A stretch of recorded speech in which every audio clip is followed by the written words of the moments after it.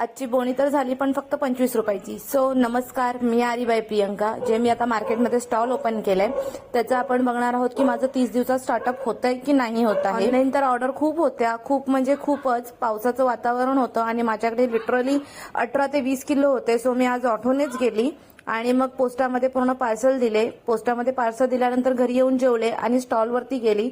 Stall हा आपला पूर्ण खाली असतो, तो आपल्याला गेल्यानंतर पूर्ण त्याचा एक एक स्टॉल जो स्टॉक असतो तो आपल्याला लावावा लागतो. ब्लाऊज वर्क करायचा होता तो पण मी स्टॉलवरतीच घेऊन गेली की जेणेकरून तिथे बसून ऍटलीस्ट मला वर्क तरी करता येईल. सो मी जे आहे चेअर स्टँड होतं ते घेतलं होतं स्पेशली स्टॉलवरती वर्क करण्यासाठी. वरच्या 3 लाईन मारून झाल्यानंतर जेव्हा मी खालची लाईन करायला आली तेव्हा माझ्याकडे बघितलं तर मी जरी थ्रेड आणलाच नव्हता. सो मी स्टॉलवरूनच तो जरी थ्रेड घेतला आणि मग जे काय आहे ते जरी थ्रेडने वर्क करायला घेतलं. त्या 3 लाईन झाल्यानंतर माझ्या लक्षात आलं, अरे मी मेजर टेप, पट्टी, पेन्सिल काहीच आणलं नाही. सो माझा ब्लाऊज तसाच राहून गेला. मग मी तो पॅक करून ठेवून दिला. झाल्यानंतर आपली पहिली बोणी झाली, ती पण 25 रुपयाची.